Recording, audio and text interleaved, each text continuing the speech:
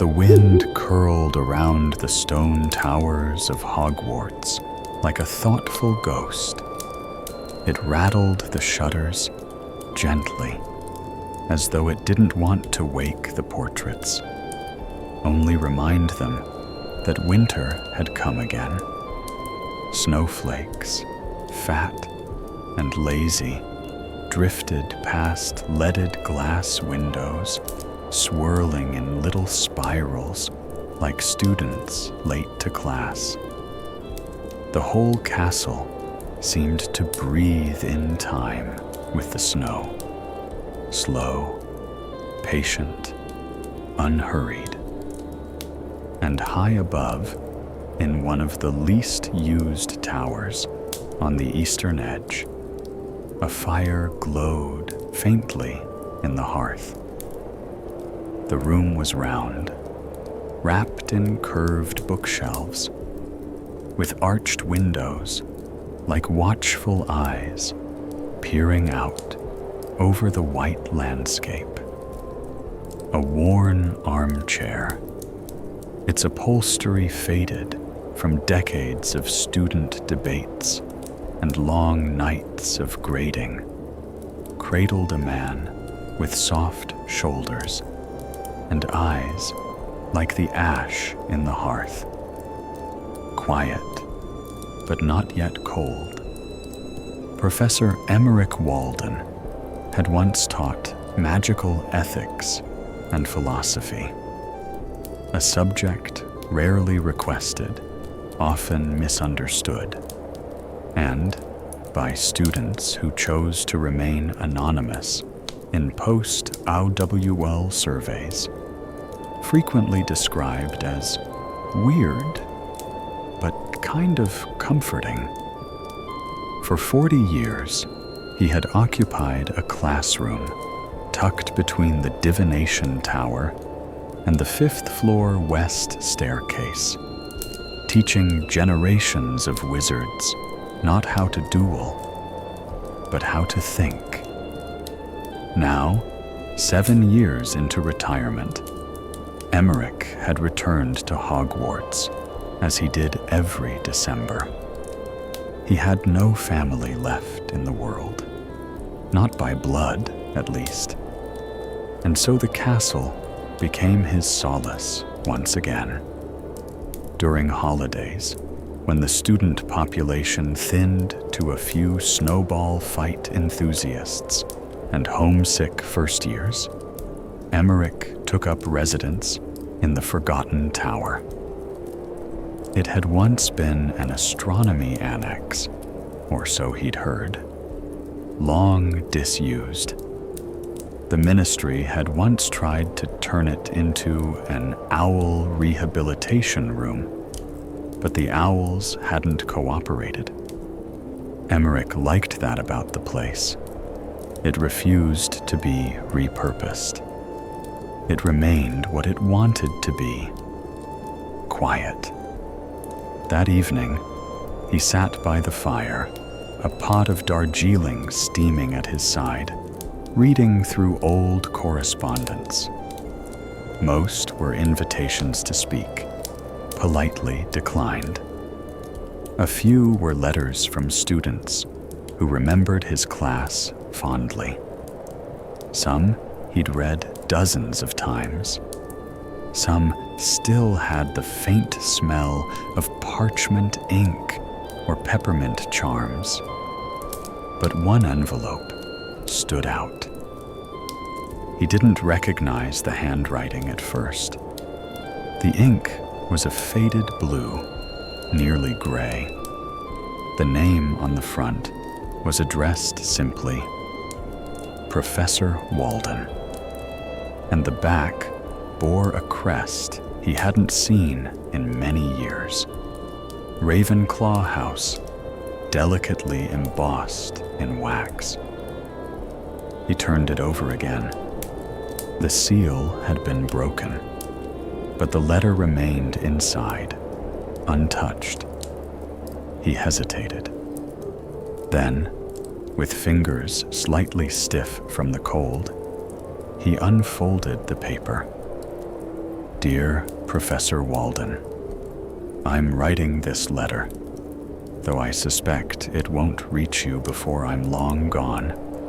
I don't mean that in any dramatic sense, only that I've never been good at mailing things, and I'm far better at writing thoughts down than speaking them aloud. I hope you're still alive.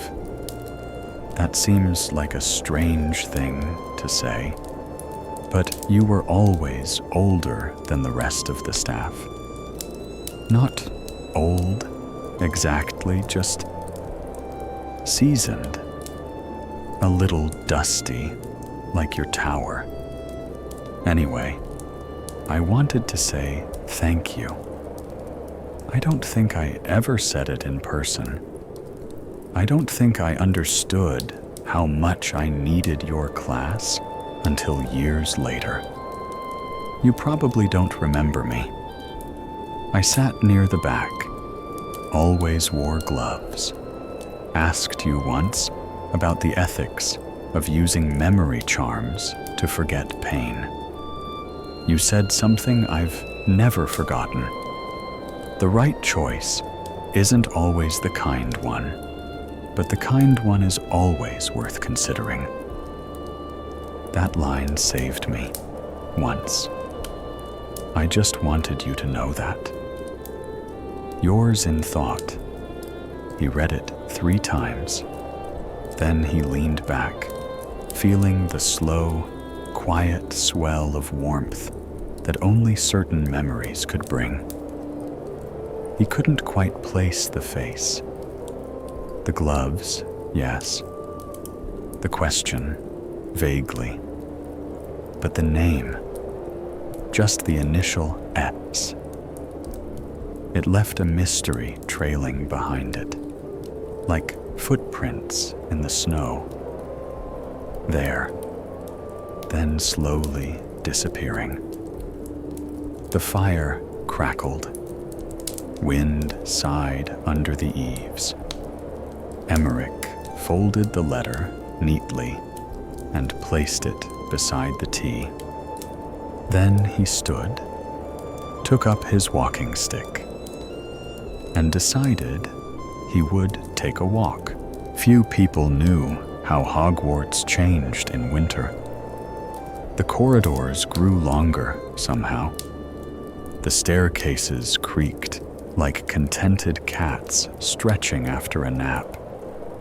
Suits of armor developed a dusting of frost along their visors. And the ghosts, even Peeves, grew quiet, as though the cold reminded them of what it had once felt like to be alive. Emmerich walked slowly, tapping his cane on the stone floor with a rhythm that echoed gently between pillars.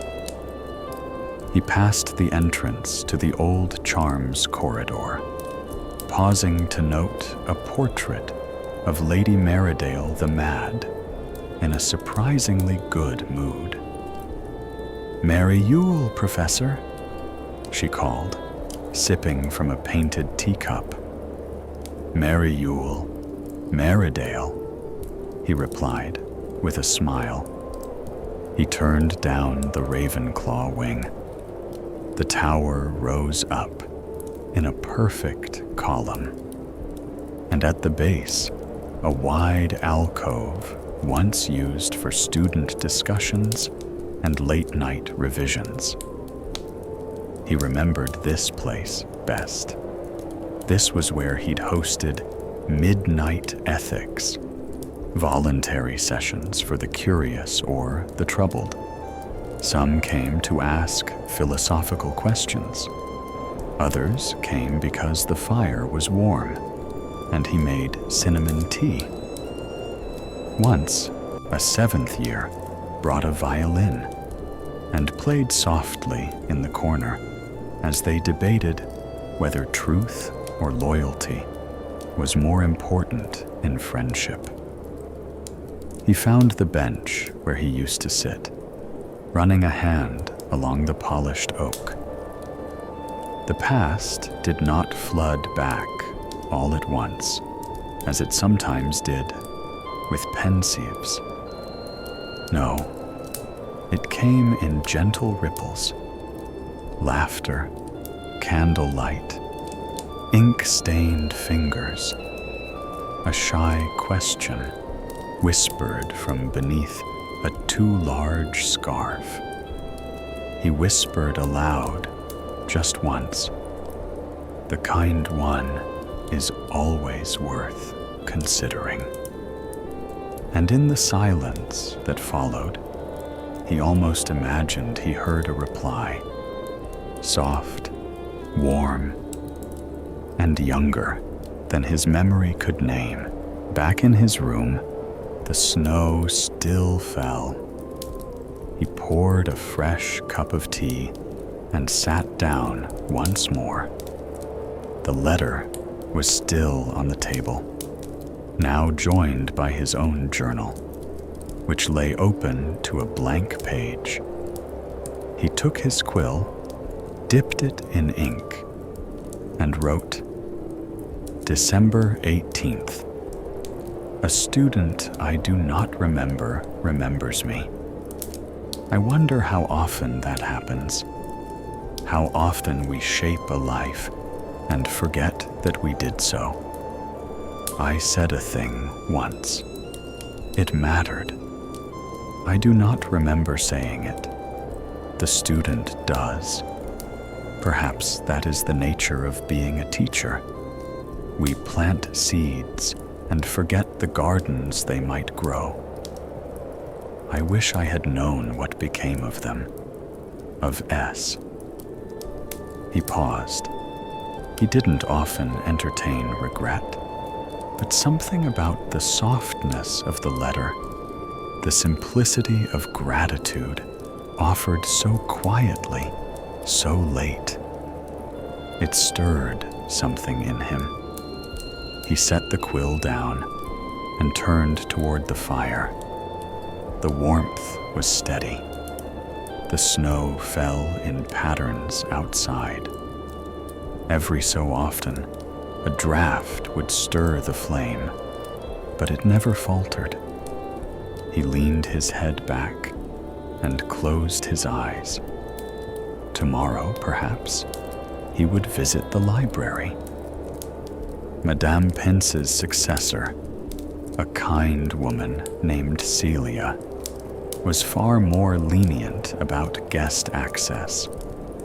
Perhaps he could look up old student records. It was against the rules, of course, but Emmerich had always believed some rules were meant to be tested, especially for the sake of memory. Morning came slowly in the tower. Light filtered through narrow windows, like honey through lace. It coated the old rug on the floor, warmed the spines of old books. Emmerich stirred only when the kettle, charmed to whistle with a lullaby tune, began to sing softly from its perch. He made his tea and descended the stairs slowly, cane tapping in rhythm with the rise and fall of breath. The library was quieter than usual. Only a few students dotted the tables, some finishing essays, others dozing over open books.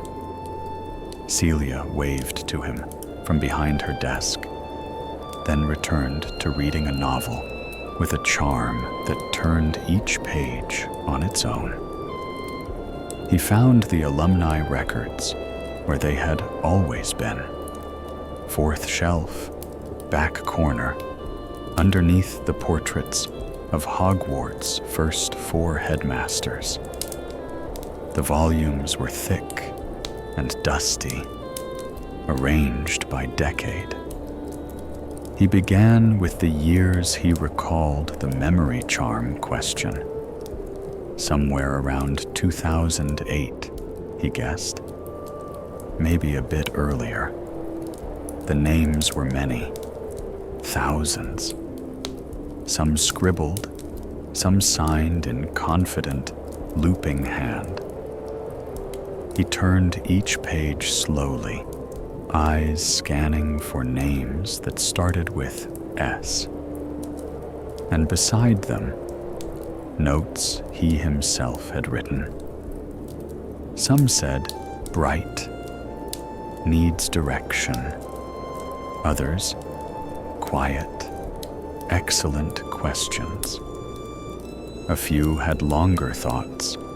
Emmerich had always believed in giving feedback with care. And then he found it. Stellan Meyerwood, Ravenclaw, gloved, thoughtful, asked about memory and forgiveness, brilliant but unsure, potential for great good if guided well. His breath caught slightly. Meyerwood. Yes, that was it. A name with weight. A boy with soft-spoken questions and a habit of standing at the very edge of every room. His wand work had been fine, his essays poetic.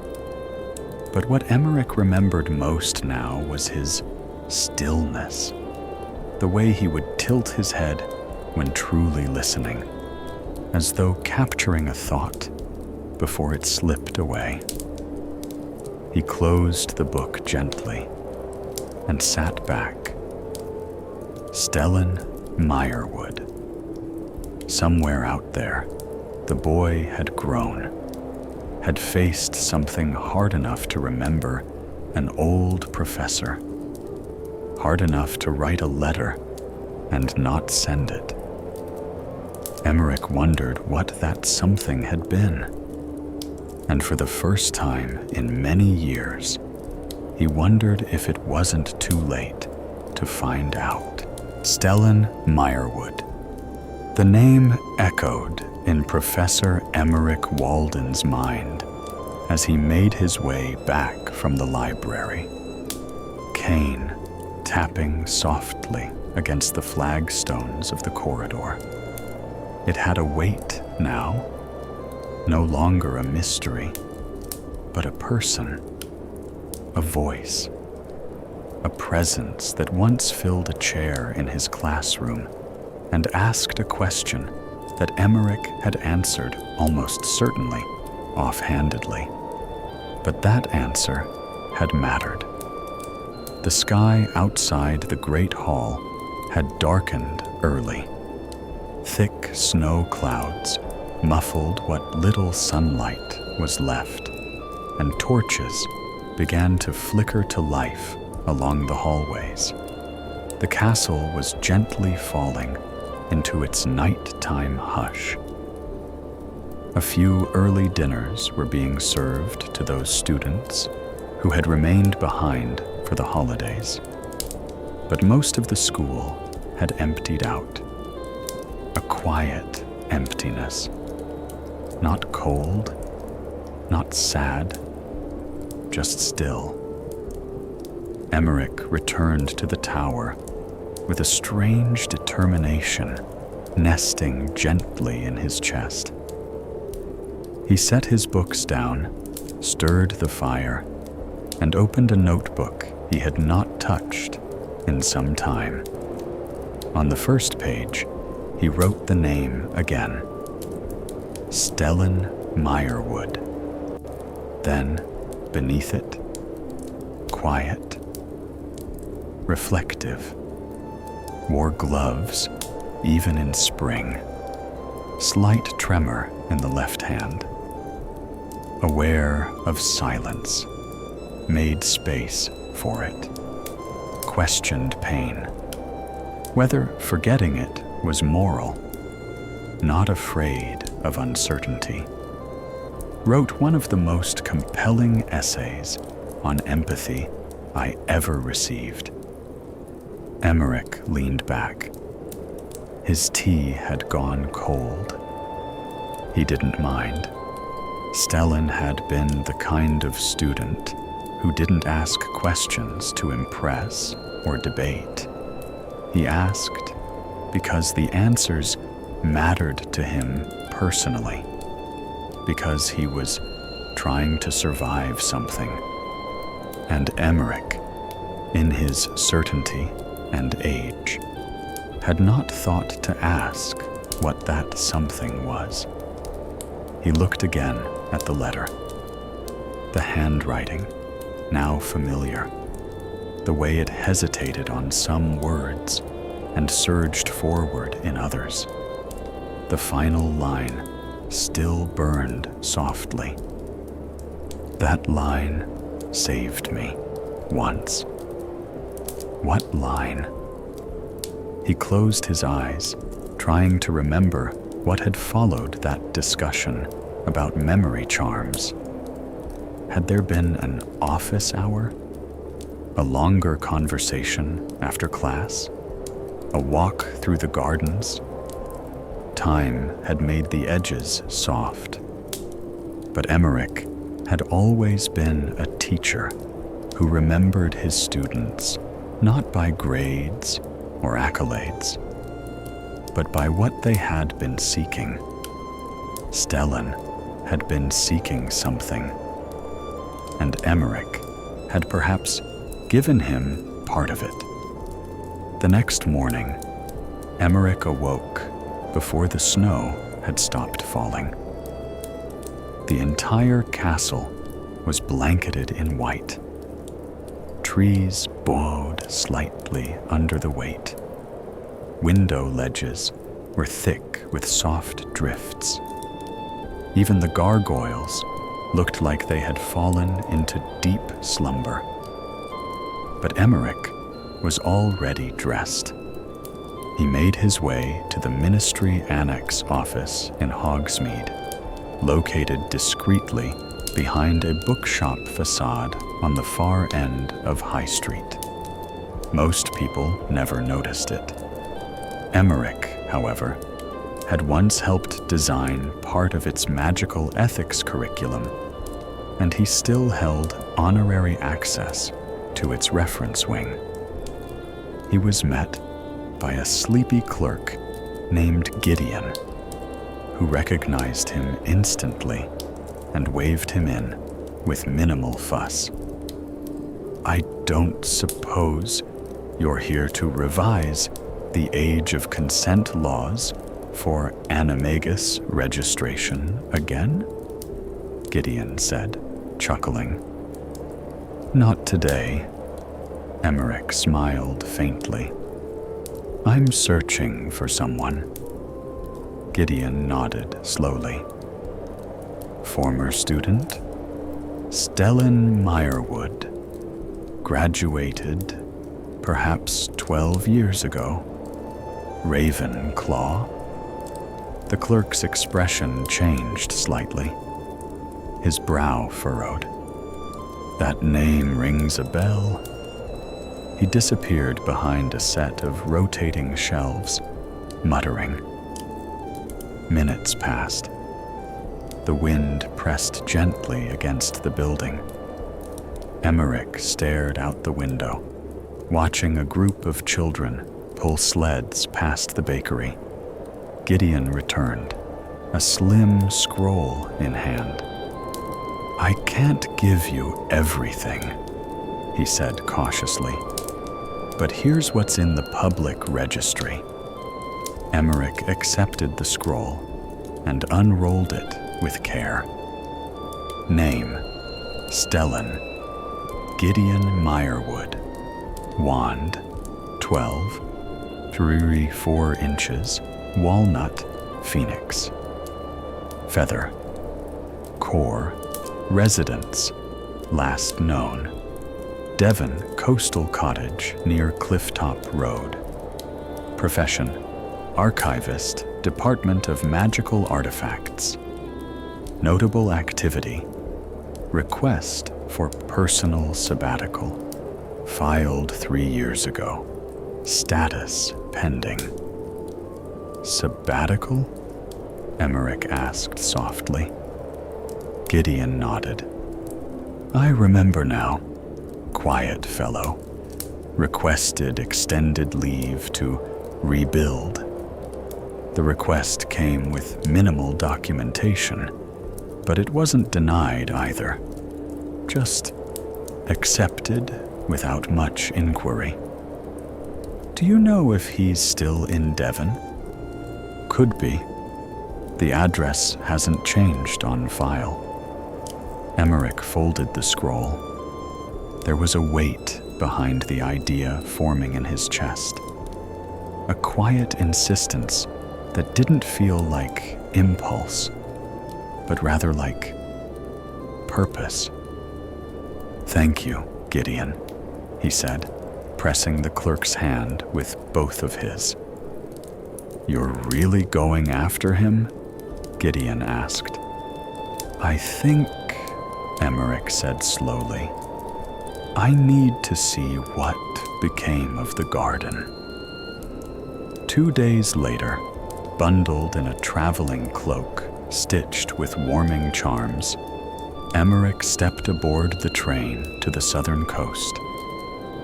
He sat near the window, a small box of sandwiches on the table before him, and the letter in his coat pocket. The snow fell more sparsely the farther south they went. Hills rolled past, blanketed in faint frost. Sheep dotted fields like small clouds. The sea appeared at last, a sliver of deep gray blue against the sky, restless and wide. Devon greeted him with salt wind and scattered gulls. The cab driver was Muggle, a retired sailor with thick wool gloves and a soft Scottish accent.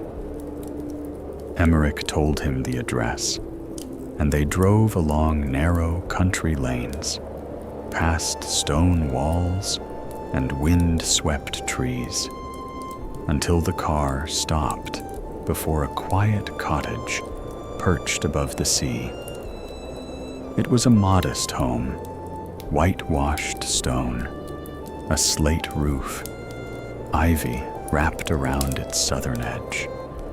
The garden was overgrown, but not neglected.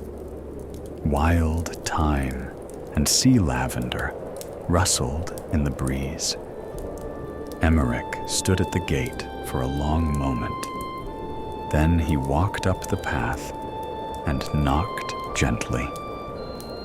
Nothing. He waited. Knocked again. After several moments, the door creaked open. A man in his 30s, hair grown long at the temples, stood framed by soft candlelight. He wore a wool sweater and held a book in one hand, a cup of tea in the other.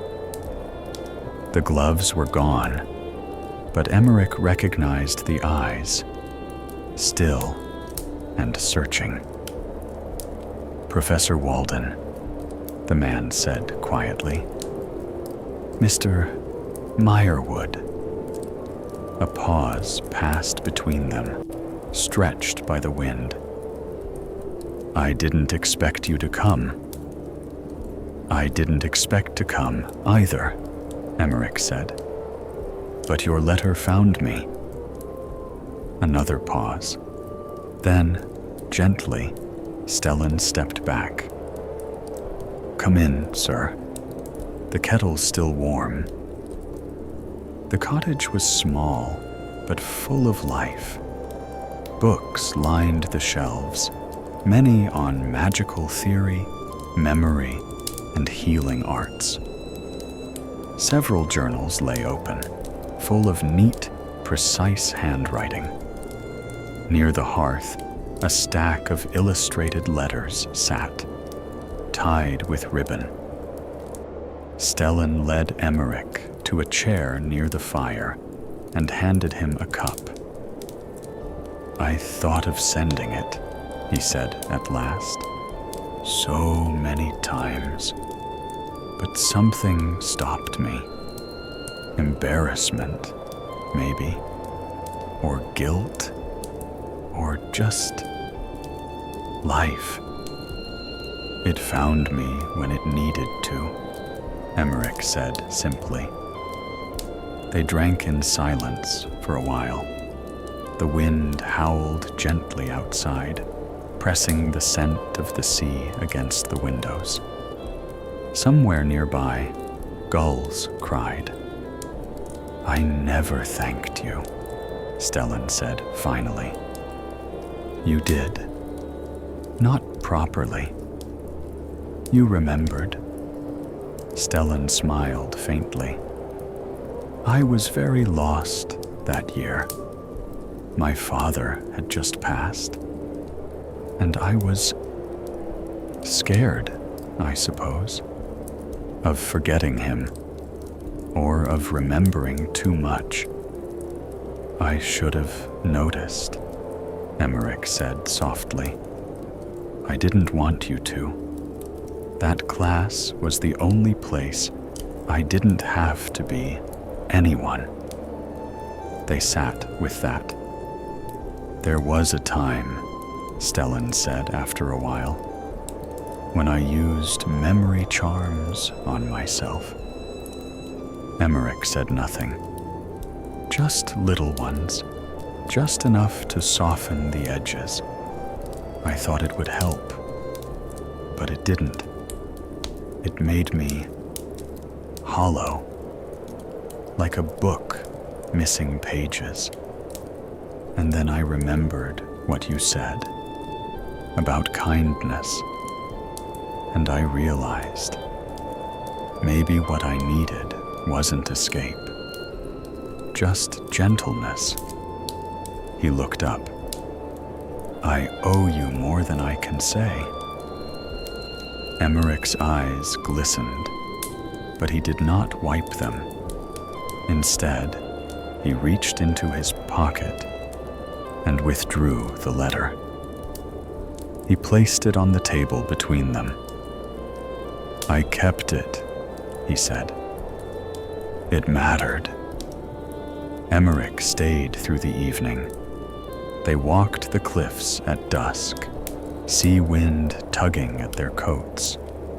Stellan showed him the stone he'd carved in memory of his father, simple, with an inscription from a poem about tides and time. They returned to the cottage and dined on vegetable stew, bread, and sea salt butter. They talked long into the night about teaching, about what the world asked of them, about pain and healing and the strange, unexpected grace of surviving. And when Emmerich finally stood to leave, Stellan handed him a small envelope. "For you," he said. "I wrote it after you left Hogwarts. I never posted it, but it was the first time I believed I might survive." Emmerich accepted it without a word. They stood in the doorway. The sea whispered in the dark. "Good night, Mr. Meyerwood." "Good night, Professor." The train ride back to Hogwarts was quiet. Emmerich sat by the window once again, but this time his mind was not filled with questions. Instead, he let the landscape pass like a slow breath. Fields giving way to hills, hills giving way to forests. The sky above held a soft glow, not quite morning, not yet night, a time in between. He held Stellan's unopened envelope in his hand for most of the journey, turning it over occasionally, not to read, but to remember. The letter inside no longer needed to be read for its message to be known. It had been lived, spoken in a quiet cottage on a wind-swept cliff. It had been said in stew served with trembling hands and tea poured without comment. Sometimes, words that are never sent still arrive. By the time the castle came into view, its turrets rising like watchtowers in a sea of snow, Emmerich felt something in him settle, not as if a chapter had ended, but as if he had finally remembered what kind of story he was in. A gentle one full of quiet meaning and warm fires. Christmas Eve came to Hogwarts like a hush in a chapel. Only 34 students had stayed behind for the holidays. The staff, reduced to half its usual size, wore enchanted sweaters, mulled cider floated freely between common rooms, and snowball fights erupted in the courtyards at irregular intervals. Emmerich did not join them, not directly, but he did watch from high above, with a fondness that made his chest ache in the most pleasant way. That night, he returned to the classroom he'd once called his own. It hadn't changed much. Someone had painted the windows, though. Softly glowing constellations now danced across the stone as evening fell. He stood in the middle of the room, listening, not for sounds, but for memories. The room answered. He could almost see them. Students passed, perched on benches, some writing, some daydreaming, some with their heads cocked in that particular posture of people who are hearing something they did not expect to find important. He whispered a line he hadn't spoken in many years. Ethics, at its core, is the study of choosing between good and good. His voice barely echoed, but in his heart, it landed. He reached the old lectern. Beneath it, taped to the bottom panel as he had once instructed each of his students to do upon graduation, was a paper charm. Each one left a piece of themselves behind. It was a small ritual he had invented, anonymity guaranteed, unless the student chose to be known. This one was faded blue, cracked. He peeled it off gently and unfolded it. Inside the words, "Even if no one sees, the kind thing still matters." Unsigned, but he knew who had left it, and so he laughed. A quiet, chest-deep sound that bounced gently off the walls, like a friend returning home. On New Year's Eve, Emmerich asked the headmaster if he could borrow a classroom. Permission was given instantly. He posted a small note on each common room board, written in emerald ink. Winter Seminar, Magical Ethics and the Art of Reflection. Professor Emmerich Walden, Rettende Deck 31st, Tower Study Room, B, 9 p.m., tea and blankets provided. Optional journaling. He expected perhaps 4 students to arrive. 20 came, first years to 7th years, all bundled in scarves and socks, carrying notebooks and an air of sleepy curiosity. Emmerich greeted them at the door with a gentle bow and asked their names not for record, but to use during discussion. The room smelled of cinnamon and bergamot. Pillows lined the corners. A fire crackled in the hearth. Outside, snow continued to fall. "Tonight," he said as they settled in, "we will not debate good versus evil." Some students blinked in confusion. "Tonight," he continued, "we will simply ask, what does it mean to be good when no one is looking?" A silence followed, and then slowly voices began to rise. A 5th year spoke about returning a lost wand and never knowing if it mattered. A 2nd year asked whether small kindnesses to bullies were wasted effort. A 7th year shared how she had learned to apologize to herself before others. Emmerich only guided, never corrected. When someone asked, "But is that enough?" he smiled and replied, "Enough is a word that changes shape depending on where you stand." When the session ended, no one moved immediately. They simply sat, warmed not just by fire, but by the permission to be quietly unsure. One student, a boy with curls and nervous hands, lingered behind. "Professor?" he asked. "How do you know if you've made a difference?" Emmerich looked at him for a long time, then answered, "You don't. But sometimes, one letter finds its way back, and that's enough to believe in all the ones that never did." The boy nodded slowly, then left, clutching a notebook to his chest like a shield. Back in the tower, Emmerich sat once more at his desk. The snow had begun to fade. January was near. A new year with old footprints. The hearth glowed low, but steady. He reached into his coat pocket and took out the letter Stellan had given him, the one never sent. He unfolded it. The parchment had yellowed slightly, but the ink was clear. "Dear Professor Walden, you once said that sometimes the kind choice isn't the obvious one. That helped me decide not to forget the things that hurt. It made me brave enough to face them. I don't know where I'm going next, but I wanted you to know you helped me survive. Not through spells, not through grades, but because you reminded me that who we are matters more than what we do. I hope one day to write you again, not in thanks, but in joy. Until then, I remain your student." Stellan Emmerich closed the letter slowly.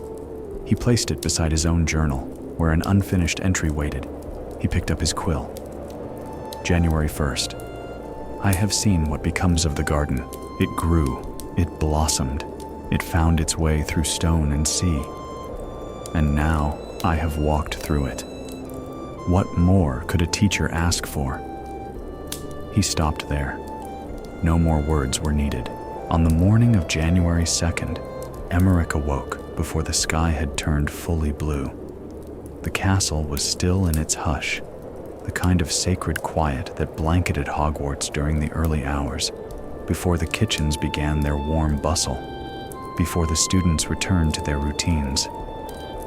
He dressed slowly, wrapping himself in a wool robe that smelled faintly of old books and peppermint oil. The letter from Stellan was tucked into the inside pocket, close to his heart. There was one final place he wanted to go. The owlery. He had not visited it in years. The stairs were steep, the wind sharp.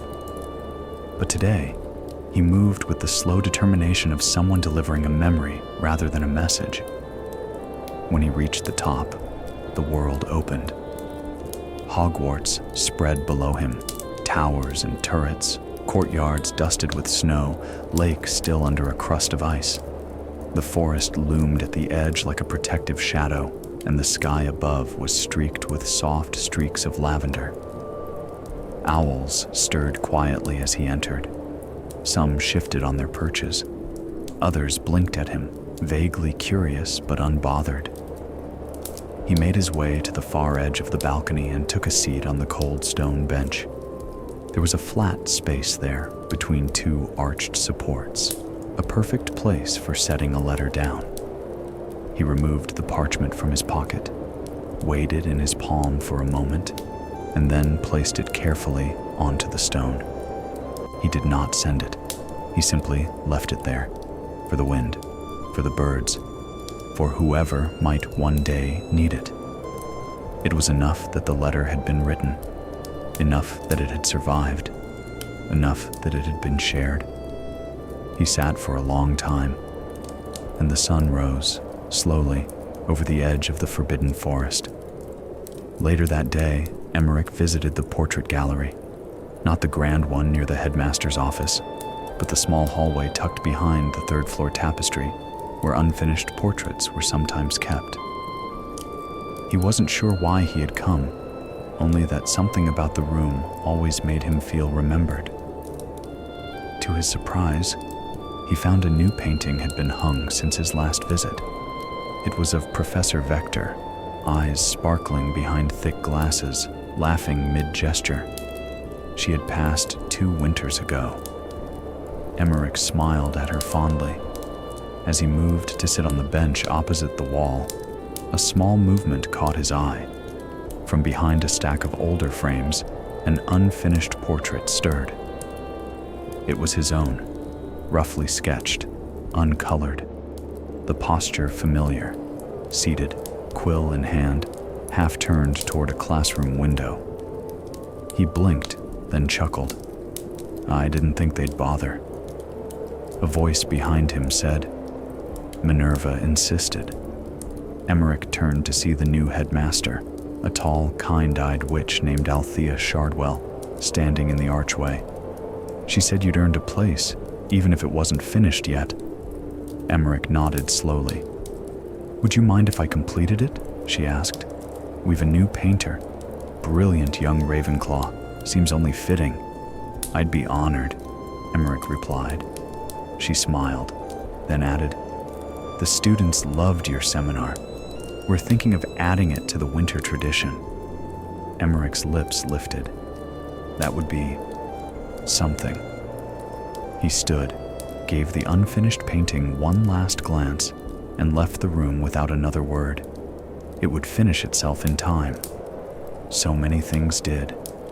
His last evening at Hogwarts was quiet. He walked down to the lake just before dusk. The snow had receded, and thin patches of grass peeked through like early promises of spring. The sky was painted in strokes of copper and pale pink, and the trees along the water's edge stood still, as though waiting. He sat on the old bench near the boathouse, the same one he used to rest on between lectures, the same one he and Hosea Wilkins had carved their initials into during their 7th year. He traced the letters slowly, moss now growing between them. EW plus HW. A friendship long gone, but never lost. He closed his eyes and let the air fill his lungs. It smelled of lake water, cold stone, and distant wood smoke. Somewhere in the castle, music played, faint, rising through the towers like breath. He listened, not just to the notes, but to everything. The wind, the ripple of the water, the way the evening wrapped itself around the land like a closing book. And then, gently, he whispered, Even if no one sees, the kind thing still matters. He stayed until the stars blinked open, one by one, like shy students arriving late to class. Years later, in a future no one could see yet, a young student named Mira would climb to the owlery for the first time. She'd be lonely, homesick, quiet. She'd sit on the cold stone bench and trace the dust with her gloves, and there, nestled between two pillars, she'd find an envelope. Weathered, faded, still sealed. Curious, she'd open it. Inside, she would find a letter, not addressed to her, but meant for someone like her, someone looking for a reason to believe they mattered. The letter would not change her life in an instant, but it would give her enough hope to keep going. And one day, years later, she too would write a letter she'd never send. And maybe she would leave it behind, and maybe someone else would find it. And so, the garden would go on,